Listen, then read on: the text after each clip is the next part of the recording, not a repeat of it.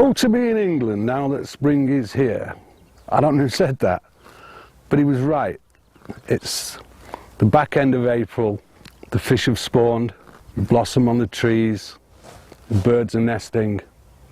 You know, the commercial course fisheries, in some respects, have been the saviour of our sport. And to some extent, this is where it all started. This is part of the Mallory Park complex. And Roy Marlowe started off by leasing Mallory Park, and then he built the foundation, and then he built this, the glebe, one of the most prolific fisheries in the UK. Wonderful to be here today. It's absolutely crammed with fish. Another pioneer of the commercial course fisheries was Billy Makin, and Billy Makin knew an angler when he saw one. And 20 years ago he said to me, "I've got the best young angler in the UK coming to my fishery. His name's Andy Findlay." Since that time, Andy has won hundreds of matches, literally hundreds of matches. He's a big fish man. He likes to catch big fish. He likes to fish for big fish. And his style is all his own. He's very minimalist. He doesn't carry lots of product around with him. Probably 2 rods, 2 reels. He's down here fishing today, and he's fishing the feeder this morning, and he's devastating on that method.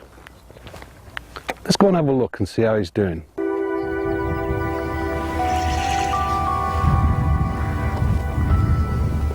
Morning. Morning, Dave.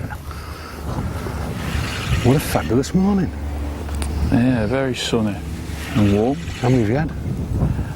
Well, I've had 4 or 5 casts, and I'm into my 3rd fish now. Oh, so you're struggling now? Well, yeah, I'm getting plenty of liners as well, so suggests it's going to be a good day. Extraordinary fishery, isn't it? Yeah, it's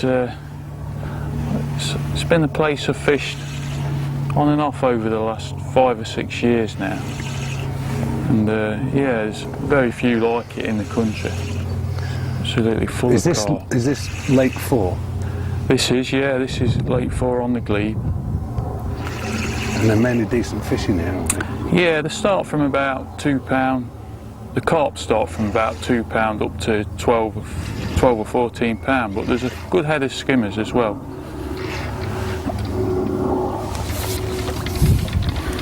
It's a nice rod. Is that one of the carbon actives? It is. It's a rod. It's one of the first rods that they made, especially for feeder fishing.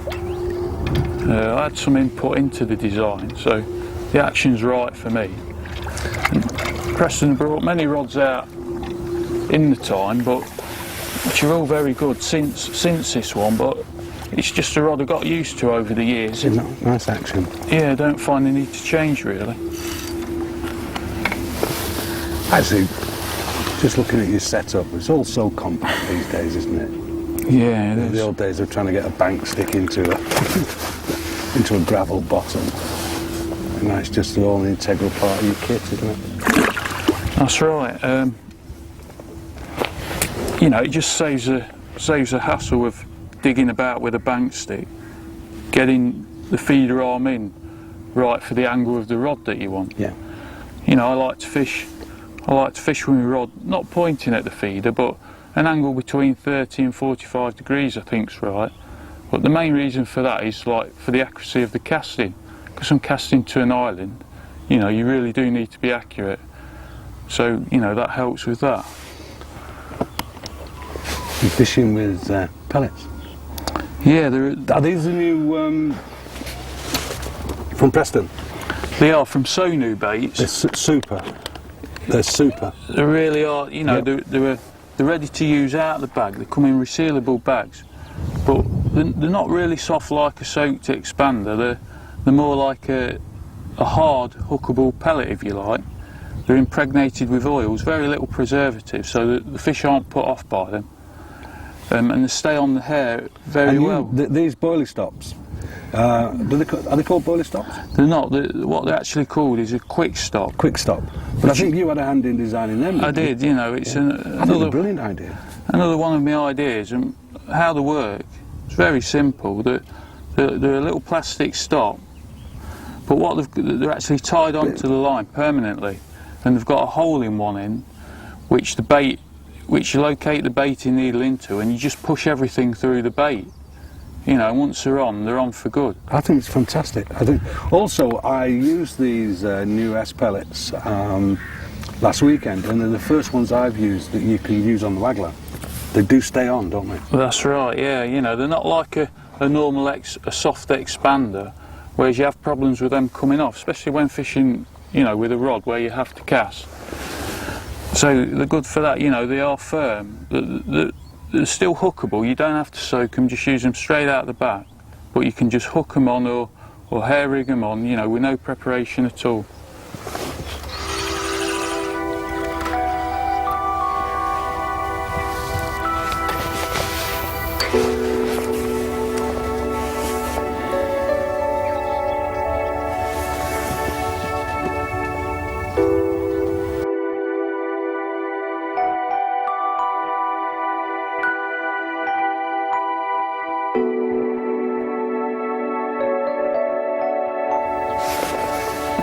That didn't take very long. No, it's just as soon as the feeder hit the water, that. It's only me. What's your best weight off this lake? I think it was about 217 pounds 2 years ago in a team match that we fished on here. That was the ACA Masters, wasn't it? I think it was. It was just a couple of pegs down to my left. It's not commonly known because you really have made your reputation on commercial course fisheries, but you did have a very successful career on rivers, didn't you, before you turned to this? I did. The Soar and the Reed? Yeah, they were the main two venues I used to fish, and in them days, you know, I really enjoyed, as much as I do now, fishing for them sort of species, chub roach. As soon as Billy Makin, you know, got his fishing going, then it was really, I had to go there, and it just seemed so much more enjoyable catching bigger fish.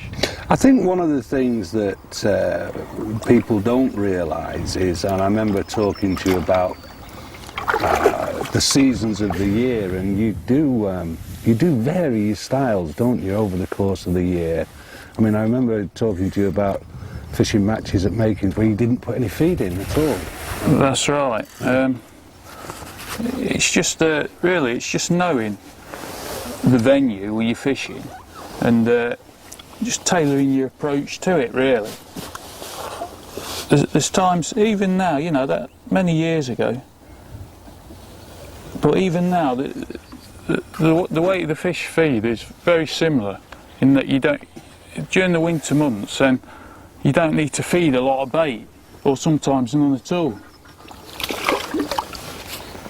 What happens there, my quick stops broke off my rig, so I've got to tie another rig on. Well, actually that's not necessarily a bad thing, because I was going to say to you, before you took out, let's talk about your rig. And I know you have your own way of tying it, so just run me through what you do. Right, so, okay then.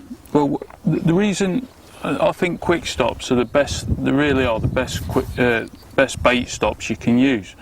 But they have one drawback, and that's that you need to use a really fine mesh landing net. That's because when you've got a fish on, like I had then, and it's moving in the landing net, that the stop can get caught in the mesh, right, and actually break it off the hair. So, I mean, that is the first time that's happened for I don't know how long, but if you had, just imagine you had a coarser mesh, then it'd be going through there and getting snapped off all the time. Right. So that's the reason to use a very fine mesh net like that. But there might be a little hole in there somewhere that it's got caught. So let's just, before you tie a hook on, just run me through your setup, how you set your feeder up. And well, what I'm using today, because I'm using pellets in a feeder, and I'm casting the feeder onto shallow water to the margins of an island, I'm using a cage feeder, which is just like a white, well, just pretty standard. Cage. Yeah. With the right amount of lead on for the distance I'm casting. I'm casting about 35 yards here, so this is actually a 20-gram feeder. When it's full of pellets, is what I consider the perfect weight to cast over there. So what I've got on the end of it, it's just a 4-pound stretchy main line I'm using. I think the stretching your main line is very important when feeder fishing, because it gives you time, because you need to be accurate when you're casting. And a stretchy line gives you time when you're directing the feeder over to the island. So it makes it, makes it easier to be accurate, and that is really the number one rule with feeder fishing, is how accurate you are with your casting. So what we have is a big loop on the end of the main line. It's actually doubled, this is. Yes, you I see that. And all I've done is tied a snap link swivel to the end of it, and the feeder's clipped on that, but also... So it's fixed? It is, it's fixed. You know, I feel in carp fishing that fixed rigs are better than sliding rigs, because, especially because we're using hair rig baits, the hook's there free, it's not got any bait around it, and it's just free to catch in the mouth of the fish. When the fish takes the bait, it just hooks against whatever weight you've got on the line, and it's on. You don't need to strike even.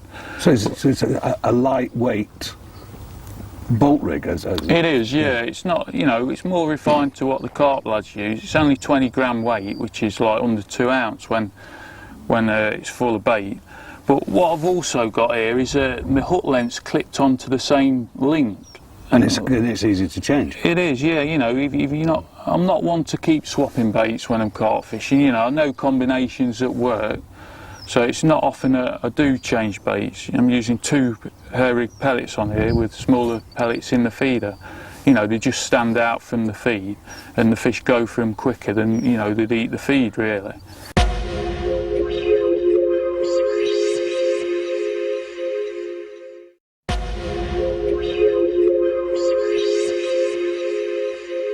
Yeah, what if you think back to when you first started fishing? We used ground bait as a carrier, really, didn't we? Yeah. When we were talking about white ground bait and brown crumb, there was no nutriment in it for the fish, was there at all? Whereas these things now are developed with the... I think that's a bite, but it could be a liner. See, there's never any rush when you get a bite in carp fishing, because the fish is up when you're herring. Now, the average angler would have struck at that straight away, wouldn't he? That's right, but I think the fish is on there because, it's not let go now, so we're winding. And there you see, the fish isn't on. It didn't actually look like a bite to me because it was moving slowly. Sadly, Andy, that's a watercraft you can't teach people. No. Because most people would think then that fish was on. Yeah. Was on. At what point do you determine that's a bite? Well, like just then really, I was waiting and waiting, hoping that the tip would... Sometimes you get a bite in carp fishing that starts off slow and then it'll go round fast, when the fish finally realises it's hooked. But that time, it was going round and round, but it was only moving slow all the time. And what it must have been was a fish down the middle of the lake just swam into the line, and it might have felt the line on it and spooked a bit and started moving fast then. But the way the bite started, it never looked like a bite, so that's the reason I left. But like I say, in carp fishing, especially when you're hair rigging, there's never any rush to hit a bite or instant reaction, because the way the tip goes round, it suggests to me that the fish is hooked because the speed the tip goes round. So why strike? All you're doing really is risking breaking your hook length, or even worse, your rod or something.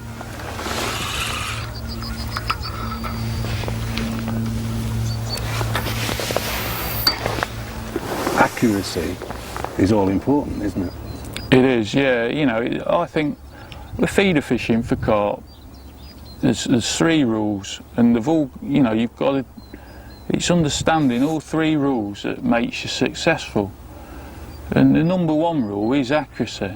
That really is important. Casting it in the right part of the lake where the fish are happy feeding. The second rule really is the actual setup you're using. It's like only a liner. I talked about the rig, that the bait you're using, it's trapped inside the feeder, the casting, lay it straight out, so, not let the feeder crash in too heavy. And, I think that's a bite, it's just dropped back then. See, there's still no rush. I'm sure that's on, that is now, because I'm trying to catch up with it. It's dropped back, but there's no tension there, so it's just a case of winding in until you catch up with the fish. And there it is. Easy game, this fishing, Andy. Yeah, although I don't think this is a carp, this, so what we call... Oh, there's skimmers in here, isn't there? There is, yeah, vermin Is that why you species use? to me. Is that why you use two nets? One for skimmers, one for It is. one It's for silverfish, one for. It's a fishery rule at the glebe that you need two nets, one for the silverfish and one for carp over £2. And what's the third golden rule? The third golden rule really is just the bait preparation, you know, and actually how you put it in the feeder and the combinations. Say I have many combinations, you know, with the methods I use, but I'm not one to, once I start fishing, I'm rarely one to swap baits, you know. If I'm No, not you've never been a complicated angler, no, have you? you know, that's my fishing. Keep it simple. I know, so I go fishing, you know, many times, and I understand what works and what doesn't work. So I just stick to these things that I've got 100% confidence in, and that's what you need to have. You need to know that things will work for you when the fish are ready to feed. Fish? Yeah. When I've caught up with it. What's the determining factor whether you use monofilament or braid? Well, the only time I use braid is I only ever use it for a hook length anyway. So, you know, I never use it for a main line because I think it's too fierce. There's no stretch in it. No. So, you know, you do need, like I was saying earlier, you need a stretchy reel line that helps you with your cast. But the only time I will use braid, if it's allowed of course, is for method feeder hook lengths. Because they're so short, you know, the material's under a lot of stress. So for that reason it needs to be really strong, else you get problems with breakages. So the only time I use braid is for method feeder hook lengths. Yeah. That's a comparatively small fish, probably, Yeah, isn't it? it must be one of the... Pretty fish though. It is. Let's go back to these mini pellets that you're using. Now, when you buy a bag of those, they're hard, aren't they? Yeah. Yeah. So how do you get them to that texture? Very simple, really. All I do, what I like using for this type of feeder fishing is it's a range of bait that's been developed by myself. That bait I've been using over the past years for carp fishing, and I find it's perfect for the fishing I do. But you can't use them just out of the bag. They need some preparation so that they stay inside a feeder. But it's minimal, the preparation. It is, yeah. It's just a few minutes, and I'll show you how to do it. Go on, you do that and I'll watch your tip. Okay. They come in a resealable bag, so you don't have to use a whole bag or spill them everywhere after you've, you know, used a half a bag. I think this is a great idea, this resealable. It is, yeah. You know. Because we've all got half-empty bags of pellets, haven't we? That's right, spilling into your carrier. Yeah. So this is the way I prepare the pellets. All you do is tip them into a bait box full of water, so to make sure that they're covered in the water. Because these pellets are 2 mil, then they need 2 minutes to soak. And if there were 4 mil pellets, then they'd need 4 minutes, and that's so on. Simple enough. Yeah. And what sizes do they come in? They come in the range from 2 mil right up to 10 mil. But normally for feeder fishing on commercial fisheries, then 2 mil and 4 mil are the only sizes I use. If all the fish were like £8 and over here today, then I'd use the 4 mils. But you know when you squeeze it into the feeder, it doesn't turn into a paste. When it goes into the water, do they separate again? Yeah, oh yeah, they do. You know, that's the most important thing about it. You know, you might as well be using ground bait. You know, it's not as effective as just putting pellets in. So they've been in the water, they need another minute really. Right. Well, we've got all day. Be right, yeah. I think it's fair to say that's a fish. Yeah, could have pulled my rod in if I didn't pick my rod up at that time. If you were a pleasure angler Well, no, I'll rephrase that. You're obviously not a pleasure angler. But if a pleasure angler was sat with you today and said, Andy, what are the do's and don'ts of feeder fishing, this type of fishing with pellets, what advice would you give them? Well, the do's, what I've said earlier really, is your casting. You know, practice your casting and get it as good as you can. And understand where the fish want to feed. I mean, you would catch just casting the feeder into the middle of this lake today, but you wouldn't catch nowhere near enough, you know, as you would casting it tight to the island, because the fish, because it's warming up now, the fish want to be in the shallow water. And the shallow waters, you know, over the other side of the lake. Far bank, yeah, isn't it? that's the drag just coming into play there. And just understanding really, you know, what works and why it works, you know, and just tailor your rigs to them reasons really.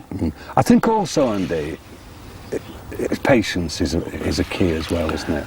Yeah, it is, but it's no good, you know, if you're doing something wrong and you're patient, then you're just waiting too long before fish. You need to understand, you know, what rigs work, and you know, and then you can be patient after that if you like. Yeah.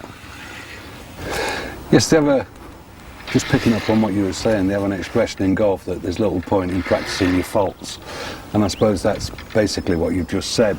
You know, by all means be patient, but make sure you're doing it right to start with. That's right. It's no good, you know, fishing a wrong method or doing something wrong and expecting the fish to feed eventually. You know, when really you should be catching when you're trying to be patient.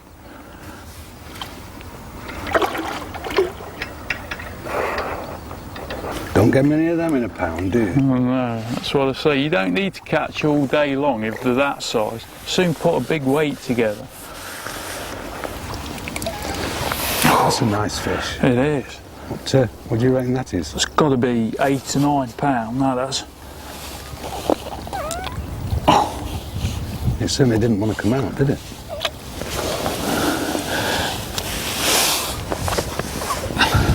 Oh, I say. Oh, what a pretty fish. What a nice fish to end on. Eh? Beautiful. What is it about truly talented sportsmen that they make it look so easy? And we know it's not. I've really enjoyed today, and the thing I enjoy about seeing Andy fish is he always keeps it simple. Nothing complicated about it. He showed us how he mixes his pellets. He showed us how he puts his pellets on the hook. Nothing complicated about it at all. The key is accuracy. That's the real key. Clipping up, casting to the same spot time and time again, not striking into every time the tip moves. He's had a wonderful net of quality fish, and I've enjoyed it immensely. I'm going to catch up with Andy again. The next time I catch up with him, he's going to be showing us how he fishes the method. And this is a method that he helped develop on this complex. I hope you've enjoyed today. I've enjoyed it immensely. See you soon. Bye.